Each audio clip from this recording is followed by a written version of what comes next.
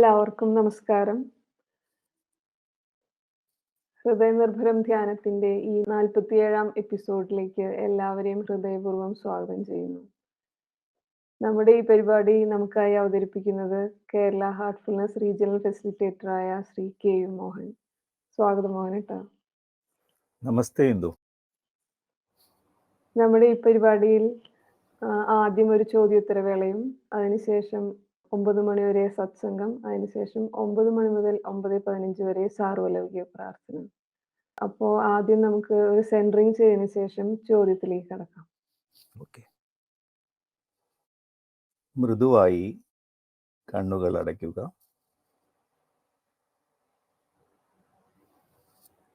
നമ്മുടെ ഹൃദയത്തിലുള്ള ദിവ്യ സാന്നിധ്യവുമായി സ്നേഹപൂർവം നമുക്ക് കണക്റ്റ് ചെയ്യാം.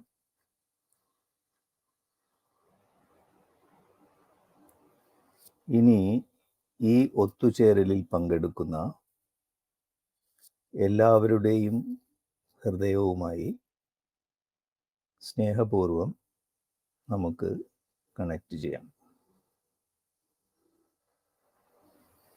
പരസ്പരം കണക്റ്റ് ചെയ്തിരിക്കുന്ന ഹൃദയനിർഭരമായ ഈ അവസ്ഥയിൽ നമുക്കൊരു പ്രാർത്ഥന ചെയ്യാം. നമ്മുടെ ഈ ഒത്തുചേരൽ എല്ലാവരുടെയും സമഗ്രമായ പുരോഗതിക്ക് അനുയോജ്യമാവട്ടെ എന്ന സങ്കല്പത്തിൽ പ്രാർത്ഥനാ നിർഭരമായി നമുക്ക് 2 മിനിറ്റ് ഇരിക്കാം.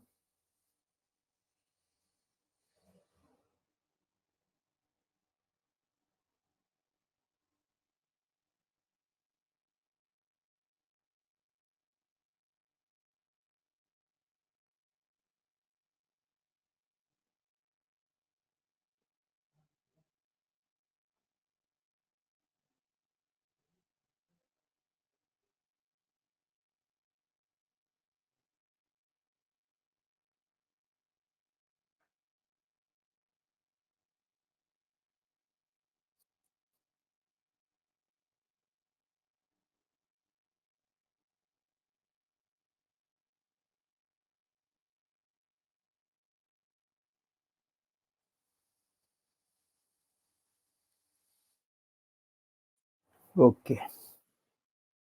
നന്ദി മോഹനേട്ടാ.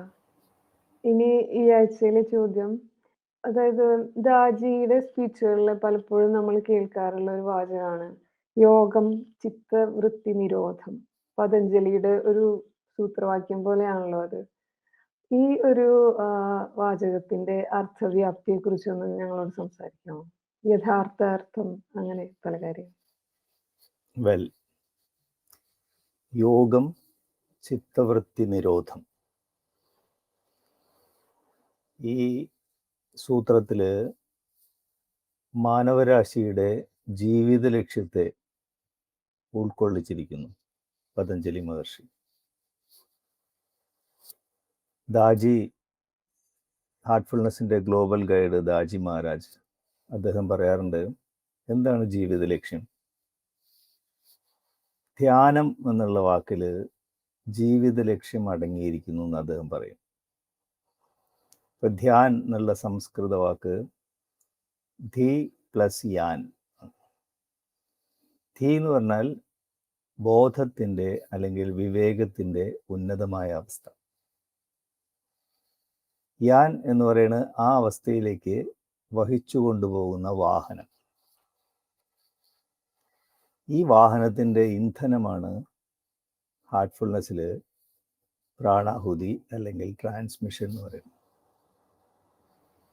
അപ്പോൾ ബോധത്തിൻ്റെ വിവേകത്തിൻ്റെ ഉന്നതമായ അവസ്ഥയാണ് ലക്ഷ്യം. അപ്പം ആ ലക്ഷ്യത്തിൽ എത്തുമ്പോഴാണ് നമുക്ക് മനസ്സിലാവുക നമ്മളെല്ലാവരും പരസ്പരം കണക്റ്റഡ് ആണ്. അപ്പോൾ നമ്മുടെ ഉള്ളിൽ ദിവ്യത്വം നിറഞ്ഞിരിക്കുന്നു, നമ്മുടെ ചുറ്റും ദിവ്യത്വം. അപ്പോൾ ബോധപൂർവം സ്നേഹിക്കാൻ പഠിക്കേണ്ടതിൻ്റെ ഒരു ആവശ്യകത നമുക്ക് ബോധ്യമാകും. ദാജി പറയും, വിവേകം, സ്നേഹം ഇതാണ് യഥാർത്ഥത്തിൽ നമ്മുടെ ജീവിത ലക്ഷ്യം എന്ന് പറയുന്നത്. ഇതിന് മനസ്സിൻ്റെ ക്രമീകരണം ആവശ്യമാണ്. അതിന് രാജയോഗ അല്ലെങ്കിൽ ധ്യാനം. അപ്പോൾ ഹാർട്ട്ഫുൾനെസ്സിൻ്റെ പ്രമാണ ഗ്രന്ഥമാണ് പതഞ്ജലി മഹർഷിയുടെ അഷ്ടാംഗയോഗ പദ്ധതി അല്ലെങ്കിൽ യോഗസൂത്രങ്ങൾ. അതിൽ ദാജിക്ക് പ്രിയപ്പെട്ട ഒരു സൂത്രമാണ് ഇന്ദു ചോദിച്ചത്, യോഗം ചിത്തവൃത്തി നിരോധം എന്നുള്ളത്. ഇനി അതെന്താ നോക്കാം. ചിത്തം, വൃത്തി, രണ്ടു വാക്കല്ലേ ഇത്. ചിത്തം എന്ന് പറഞ്ഞാൽ നമ്മൾ സാധാരണ മലയാളത്തിൽ നമ്മൾ ചിത്തം എന്ന് പറഞ്ഞാൽ മനസ്സ് എന്നുള്ള അർത്ഥത്തിലാണ് ഉപയോഗിക്കുക. പക്ഷേ സംസ്കൃതത്തിൽ ചിത്ത് എന്ന് പറഞ്ഞാൽ മനസ്സ് മാത്രമല്ല, മനസ്സ്, ചിന്തകൾ, ഹൃദയം, ബോധം അടങ്ങുന്ന ഒരു മണ്ഡലമാണ്, ഒരു ഫീൽഡാണ്. അപ്പോൾ ഈ 4 ഘടകങ്ങൾക്കും ക്രമീകരണം ആവശ്യമാണ്. അപ്പം അതാണ് ചിത്ത് എന്ന് പറയുന്നത്. ഇനി വൃത്തി എന്ന് പറഞ്ഞാൽ എന്താണ്? വൃത്തി എന്നുള്ള വാക്ക് വൃത്തം എന്നുള്ള വാക്കെന്ന് വന്നതാണ്. വൃത്തം നമുക്കറിയാം, സർക്കുലർ ആയിട്ടുള്ള. അപ്പോൾ പ്രപഞ്ചത്തിലെ ഊർജം മുഴുവൻ വൃത്താകൃതിയിലാണ് ചലിച്ചുകൊണ്ടിരിക്കുന്നത്. ഊർജപ്രവാഹം മുഴുവൻ വൃത്താകൃതിയിലാണ്. അപ്പം അതെന്താണ്? അപ്പോൾ വൃത്താകൃതിയിലുള്ള ഊർജപ്രവാഹമാണ് വൃത്തി എന്ന് പറയുന്നത്. നമുക്കറിയാം, നാട്ടിൻപുറത്തൊക്കെ ചെറിയ കുട്ടികൾ ഉപയോഗമില്ലാത്ത സൈക്കിളിൻ്റെ ടയർ, അതുപോലെ കാറിൻ്റെ ടയറൊക്കെ ഇങ്ങനെ ഉരുട്ടി നടക്കുന്നുണ്ടല്ലേ. അവരൊരു വടി ഉപയോഗിച്ച് ഈ ടയറിനെ ഇങ്ങനെ തള്ളിയിട്ടാണ് ഉരുട്ടിക്കൊണ്ടുപോയത്. ഈ തള്ളൽ നിർത്തിക്കഴിഞ്ഞാൽ ഈ ചക്രം നിൽക്കും, താഴെ വീഴും. അതുപോലെ മനസ്സ് നമ്മുടെ പ്രവണതകൾക്ക് ഊർജം കൊടുക്കുന്ന സമയത്ത് സംസ്കാരങ്ങളിലെ അല്ലെങ്കിൽ മുദ്രകളുടെ ചക്രം തിരിയാൻ തുടങ്ങും. അങ്ങനെയാണ് ചിത്തവൃത്തികളുടെ തുടക്കം. അപ്പോൾ എന്താണ് പരിഹാരം? മനസ്സിനെ പിൻവലിക്കേണ്ടതുണ്ട്. അതിനെ ചിത്തവൃത്തി നിരോധം എന്ന് പറയുന്നു. അതുകൊണ്ടാണ് ഹാർട്ട്ഫുൾനെസ്സിൽ നമ്മൾ എന്താ പറയുക, ചിന്തകളെ അവഗണിക്കുക, മനസ്സിനെ പിൻവലിക്കുക, സാക്ഷിയാവുക, നിരന്തര സ്മരണം. ഇതാണ് ഹാർട്ട്ഫുൾനെസ് രീതി. ഇനി നമുക്കറിയാം, ആവർത്തിച്ചുള്ള ചിന്തകൾ പ്രവൃത്തികൾക്ക് കാരണമാകും. ആവർത്തിച്ചുള്ള പ്രവൃത്തികൾ ശീലങ്ങൾക്ക് കാരണമാകും. ആവർത്തിച്ചുള്ള ശീലം നമ്മുടെ സ്വഭാവം രൂപീകരിക്കും. സ്വഭാവമാണ് നമ്മുടെ ഭാഗതയും അല്ലെങ്കിൽ വിധി രൂപപ്പെടുത്തുന്നത്. ഈ അർത്ഥത്തിലാണ് ദാജി ഡിസൈനിങ് ഡെസ്റ്റിനി എഴുതിയിട്ടുള്ളത്. അപ്പോൾ എന്താണ് അതിന് പരിഹാരം? പരിഹാരം ചിന്തകളെ പിൻവലിക്കുക, മനസ്സിനെ നിശ്ചലമാക്കുക, സാക്ഷി ഭാവം ഉൾക്കൊള്ളുക, നിരന്തര സ്മരണം. ഇതാണ് പരിഹാരം. ഇതിന് പതഞ്ജലി മഹർഷി യോഗസൂത്രങ്ങളായി ആവിഷ്കരിച്ചു, അല്ലെങ്കിൽ അതിനെ അഷ്ടാംഗ യോഗ എന്ന് പറയുന്നത്. ഇത് അദ്ദേഹം യോഗസൂത്രങ്ങൾ 4 അധ്യായങ്ങളായിട്ടാണ് എഴുതി വച്ചിരിക്കുന്നത്. ആദ്യത്തെ അധ്യായം സമാധിപാദം, രണ്ടാമത്തെ അധ്യായം സാധനാപാദം, മൂന്നാമത്തെ വിഭൂതിപാദം, നാലാമത്തെ കൈവല്യപാദം. ആദ്യത്തെ 3 അധ്യായങ്ങളിൽ ഏകദേശം 50ഓളം സൂത്രങ്ങളാണ്. അവസാനത്തെ കൈവല്യപാദത്തിൽ ഏകദേശം 35ഓളം സൂത്രങ്ങൾ. എല്ലാം കൂടി 200 സൂത്രങ്ങൾ 4 അധ്യായത്തിലായിട്ട് ഈ അഷ്ടാംഗ യോഗ പദ്ധതി അദ്ദേഹം അവതരിപ്പിച്ചിരിക്കുന്നു. ഇനി ഈ 4 അധ്യായങ്ങൾ നമുക്ക് എന്താന്ന് നോക്കാം. ആദ്യത്തെ എന്താണ്? സമാധിപാദം എന്ന് പറഞ്ഞു. സമാധിപാദത്തിൽ സമാധി നമുക്കറിയാം, സൃഷ്ടിയുടെ തുടക്കത്തിലുണ്ടായിരുന്ന സന്തുലിതാവസ്ഥ, ബോധത്തിൻ്റെ സന്തുലിതാവസ്ഥ നമ്മൾ പറയും. ഇവിടെ സമാധി എന്നുള്ളതുകൊണ്ട് ഉദ്ദേശിക്കുന്നത് വ്യക്തമായ പരിശുദ്ധമായ നമുക്ക് ആശ്രയിക്കാവുന്ന യഥാർത്ഥ ദർശനം, യോഗദർശനം. അതിനെയാണ് സമാധിപാദം കൊണ്ട് ഉദ്ദേശിക്കുന്നത്. അതിലെത്താനുള്ള വഴികൾ ബാക്കി അധ്യായങ്ങളിൽ. അടുത്ത അധ്യായമായിട്ടുള്ള സാധനാപാദത്തിലേക്ക് വന്നാൽ അഷ്ടാംഗയോഗയിലെ ആദ്യത്തെ 5 സ്റ്റെപ്പുകൾ അതിൽ പറയുന്നു. അതിനെ ക്രിയായോഗ എന്ന് പറയും. യമം, നിയമം, ആസനം, പ്രാണായാമം, പ്രത്യാഹാരം. ഇതാണ് സാധനാപാദത്തിൽ വിവരിക്കുന്നത്. അത് കഴിഞ്ഞ് വിഭൂതി പാദത്തിലേക്ക് വന്നാൽ അഷ്ടാംഗയോഗയിലെ അവസാനത്തെ 3 സ്റ്റെപ്പുകൾ: ധാരണ, ധ്യാനം, സമാധി. ഇതാണ് വിഭൂതിപാദം. ഈ അഷ്ടാംഗയോഗ നമ്മൾ വളരെ വിശദമായിട്ട് മുമ്പ് ഒരു എപ്പിസോഡിൽ പ്രതിപാദിച്ചുകൊണ്ട് ഇപ്പോൾ നമ്മളത് ചർച്ചയ്ക്ക് എടുക്കുന്നില്ല. ഈ 8 സ്റ്റെപ്പുകളിൽ കൂടെ കടന്നു പോകുമ്പോൾ നമ്മൾ അവസാനത്തെ അധ്യായം, അതായത് കൈവല്യപാദത്തിലെത്തും. കൈവല്യം എന്ന് പറഞ്ഞാൽ കേവലത അല്ലെങ്കിൽ മോക്ഷപ്രാപ്തി എന്നർത്ഥം. അപ്പോൾ ആ മോക്ഷപ്രാപ്തിനെ എന്ത് പറയണു? വ്യക്തമായ പരിശുദ്ധമായ യഥാർത്ഥത്തിലുള്ള ദർശനം എന്ന് പറയും. ഇനി നമ്മൾ ആദ്യത്തെ പാദത്തിലേക്ക് പറഞ്ഞു. എന്താണ് ഈ വ്യക്തമായിട്ടുള്ള ദർശനം? അതായത് യോഗ ദർശനം എന്താണ്? അതായത് ഇവിടെ നമുക്ക് വേദങ്ങളുടെ കാതലായിട്ടുള്ള ആശയമാണ് ദൃക് ദൃശ്യ വിവേകം എന്ന് പറയുന്നത്. അതിനെ നമുക്ക് ആശ്രയിക്കേണ്ടി വരും. ഈ ദൃക് ദൃശ്യ വിവേകത്തെക്കുറിച്ച് വിശദമായിട്ട് പറയുന്നത് മാണ്ഡുക്യ ഉപനിഷത്തിലാണ്. ചെറിയ ഒരു ഉപനിഷത്താണ്, പക്ഷെ വേദങ്ങളുടെ സാരം അതിലടങ്ങിയിരിക്കും. രാമായണത്തിലൊക്കെ ശ്രീരാമൻ ഹനുമാന്റെ അടുത്ത് മാണ്ഡുക്യം മാത്രം പഠിച്ചാൽ മതി മോക്ഷപ്രാപ്തിക്ക് എന്ന് പറയുന്ന ഭാഗങ്ങളൊക്കെ കാണാൻ പറ്റും. ഈ ആധുനിക സയൻസിലെ പല ശാസ്ത്രജ്ഞന്മാരും അവര് ടെലസ്കോപ്പിലൂടെ പ്രപഞ്ചത്തെ നോക്കിയപ്പോൾ അനന്തകോടി ഗാലക്സികൾ, നക്ഷത്രങ്ങൾ, ഗ്രഹങ്ങളെയൊക്കെ കണ്ട് ആശയക്കുഴപ്പത്തിലായപ്പോൾ പലരും അവരുടെ ജീവചരിത്രത്തിൽ എഴുതി വച്ചിട്ടുണ്ട്, ഭാരതീയ തത്വചിന്തയിലെ ഈ ദൃക് ദൃശ്യ വിവേകം എന്നുള്ള ഭാഗമാണ് അവർക്കൊരു ആശ്വാസം കൊടുത്തത്. എന്താണ് ദൃക് ദൃശ്യ വിവേകം എന്ന് പറഞ്ഞാൽ? വളരെ ലളിതമാണ്. ദൃഷ്ടാവ്, ദൃശ്യം.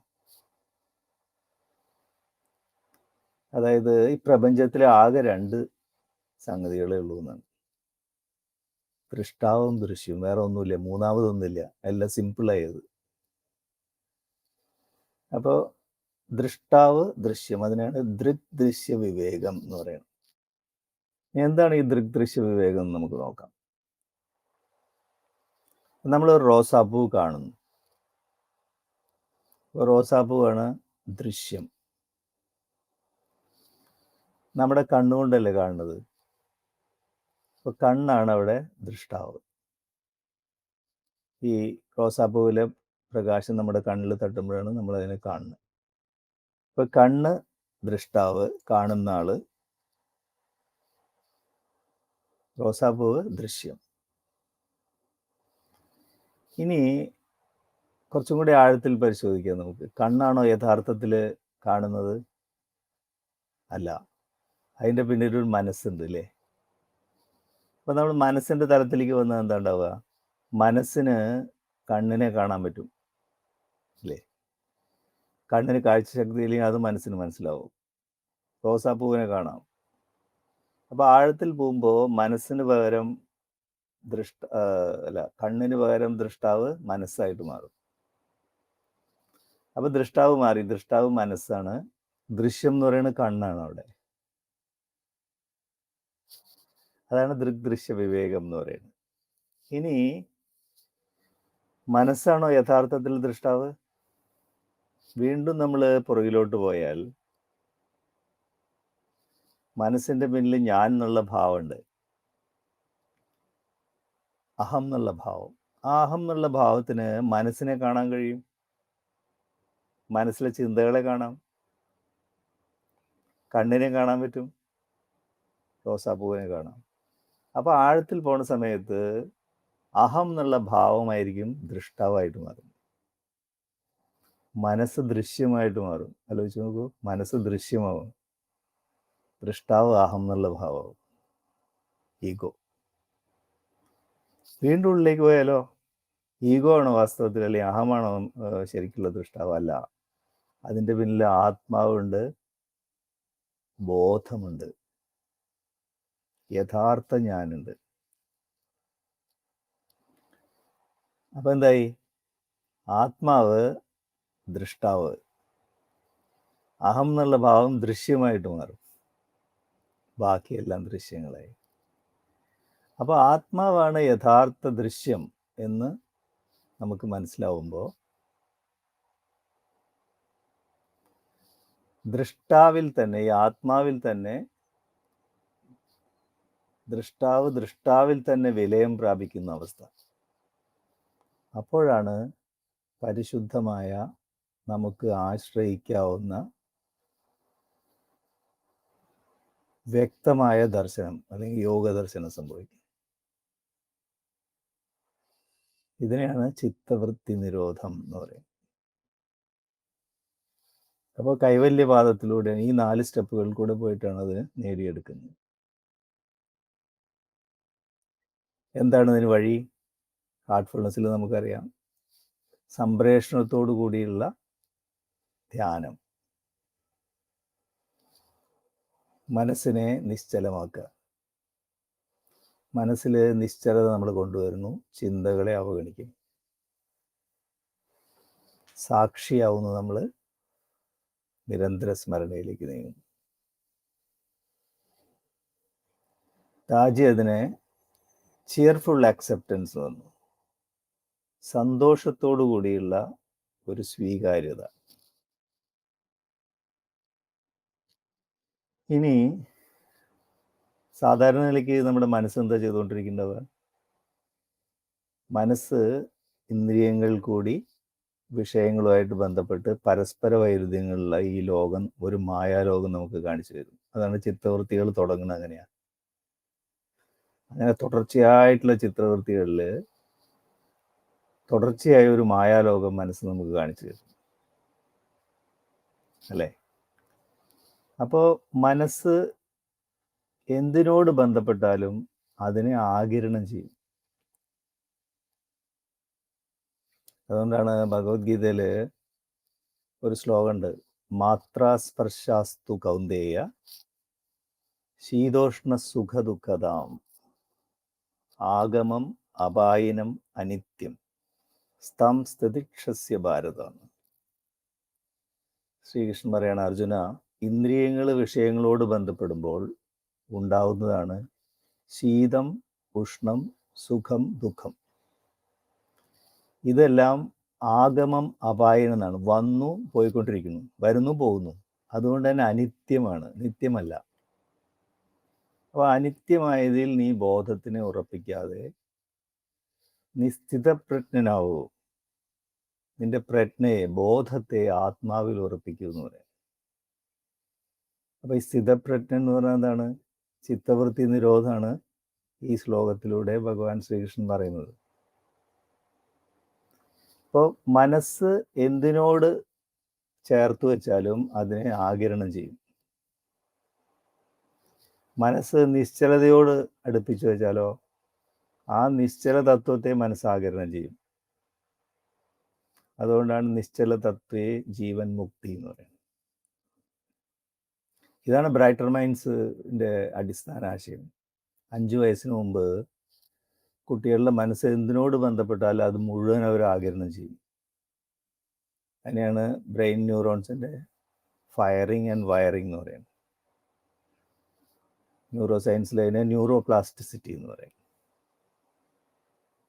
അതുകൊണ്ടാണ് മനസ്സിനെ നിശ്ചലതയോട് അടുപ്പിക്കുന്ന സമയത്ത് മനസ്സ് ആ നിശ്ചല തത്വം ഉൾക്കൊള്ളും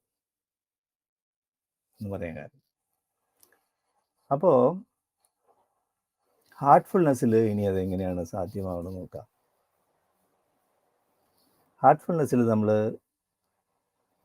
പ്രാണാഹുതിയോടുകൂടിയുള്ള ധ്യാനത്തിൽ ആരംഭിക്കുന്നു. ഹൃദയത്തിൻ്റെ ആദ്യത്തെ ചക്രത്തിൽ, ഹൃദയചക്രത്തിൽ, ഭൂമി അല്ലേ, പഞ്ചഭൂതം, അവിടെ ധ്യാനം ആരംഭിക്കുന്നു. അതിൻ്റെ സ്വഭാവം നമ്മൾ ഉൾക്കൊള്ളുന്നു. സംതൃപ്തി അല്ലെങ്കിൽ സന്തുലിതാവസ്ഥ, ഒരു ബാലൻസ് സ്റ്റേറ്റ് വരുന്നു. രണ്ടാമത്തെ ചക്രമായ ആകാശം എന്നുള്ള പഞ്ചഭൂതത്തിൽ പോകുമ്പോൾ നമുക്ക് ശാന്തി അനുഭവപ്പെടുന്നു. മൂന്നാമത്തെ ചക്രത്തിലേക്ക് വരുമ്പോൾ നമ്മൾ എന്തിനും ഏതിനും അഭിപ്രായം പ്രകടിപ്പിക്കുന്ന സ്വഭാവം നിർത്തി ഒരു വൈകാരികമായ സന്തുലിതാവസ്ഥ. അഗ്നിയാണ് ആ ചക്രം, ഫയർ എലിമെൻറ്റ്. നാലാമത്തെ ചക്രത്തിലേക്ക് വരുമ്പോഴോ വാട്ടർ എലിമെൻ്റാണ്. അവിടെ ദാജിയന് ചോയ്സ്ലെസ് അവെയർനെസ് എന്ന് പറയും. ചോയ്സ് ഇല്ലാത്ത ഒരു അവബോധം, അല്ലെങ്കിൽ മനസ്സ് ചോയ്സ് എടുക്കുന്നത് നിർത്തിയിട്ടുള്ള ഒരു അവബോധം. അതിനെ തന്നെയാണ് ചിയർഫുൾ ആക്സെപ്റ്റൻസ് അല്ലെങ്കിൽ സന്തോഷത്തോടെയുള്ള സ്വീകാര്യത എന്ന് പറയുന്നത്. ആ അവസ്ഥയിൽ നമ്മുടെ ഉള്ളിൽ വിനയം ഉടലെടുക്കുന്നു, സമർപ്പണം ഉടലെടുക്കുന്നു. നമ്മൾ ചിത്തവൃത്തി നിരോധത്തിലേക്ക് പ്രവേശിക്കുന്നു.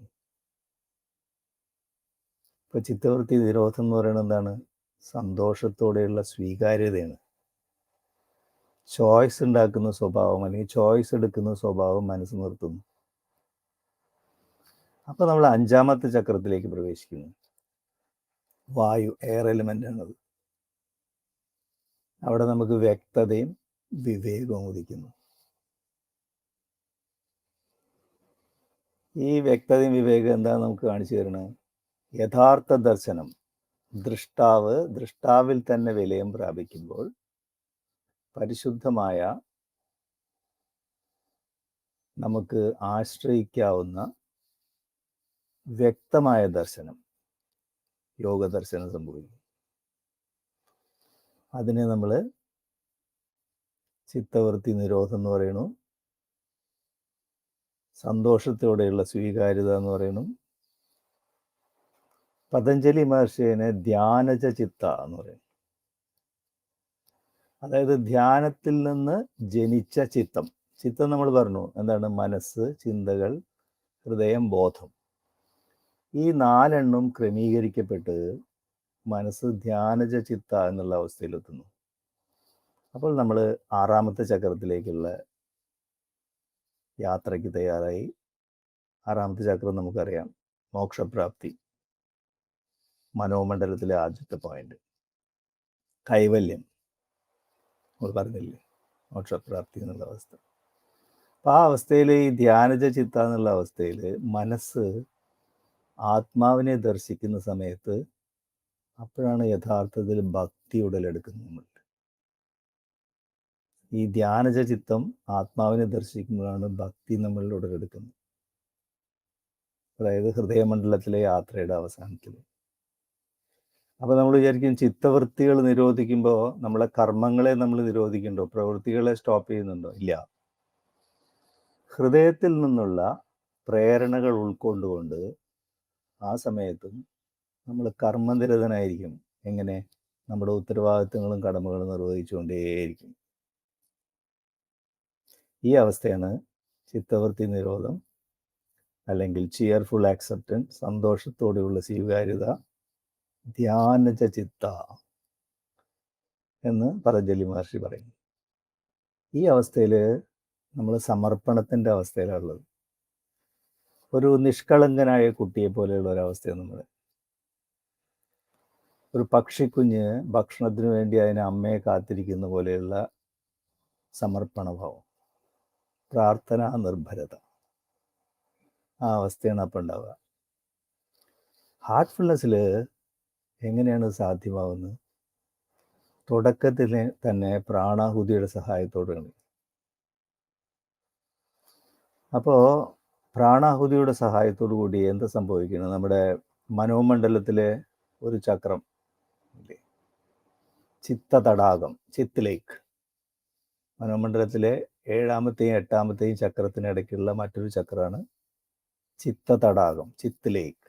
ചിന്തകളുടെ ഊർജപ്രവാഹമാണ് അവിടെ.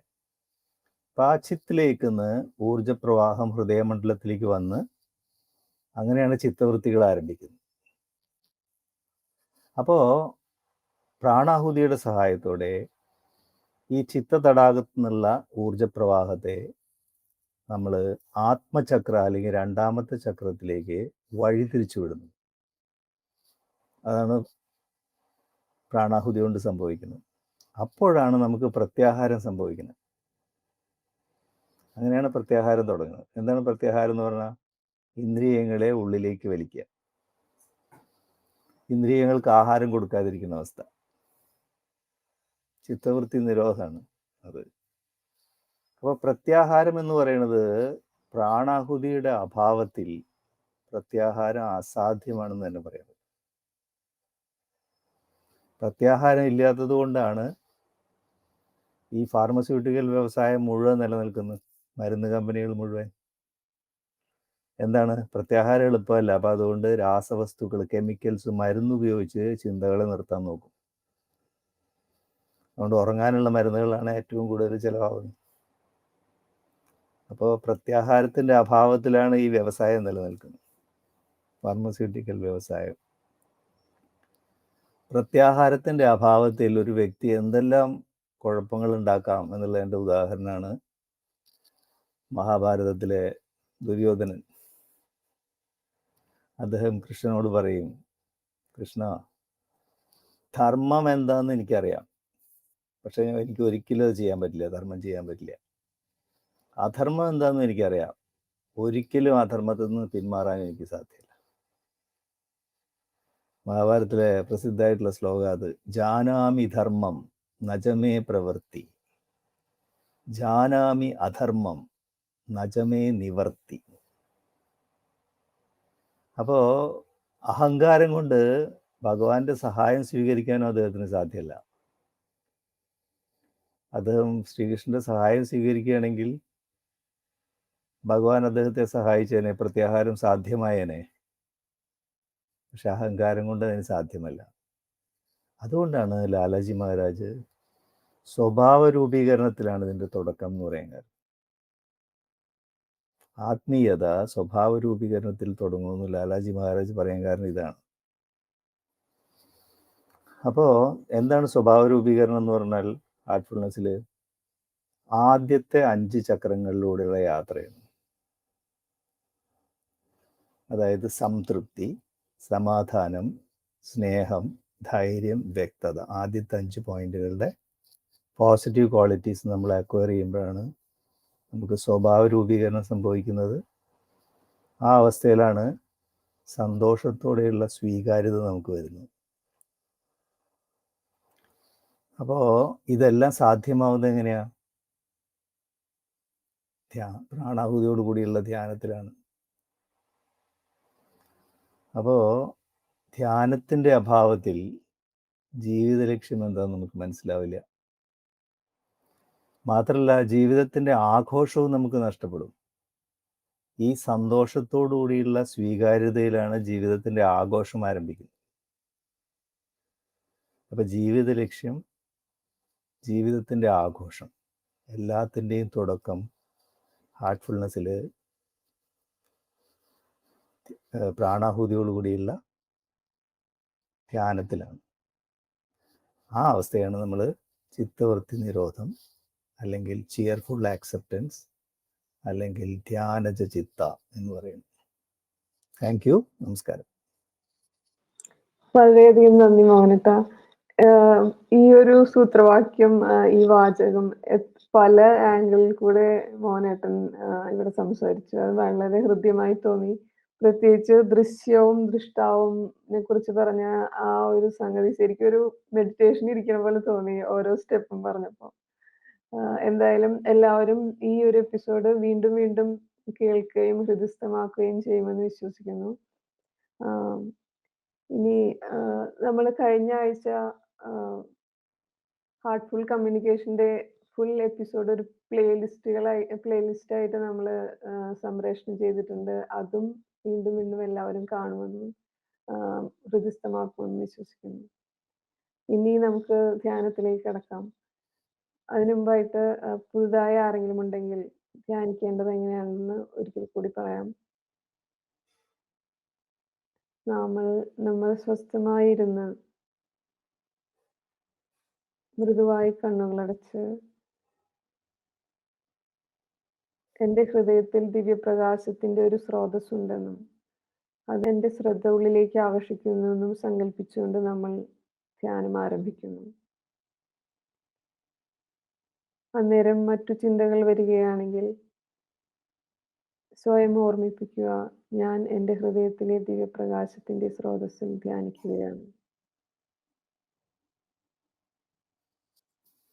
ഉള്ളിൽ സ്നേഹഭാവവും സാക്ഷിഭാവവും കാത്തു സൂക്ഷിക്കുക.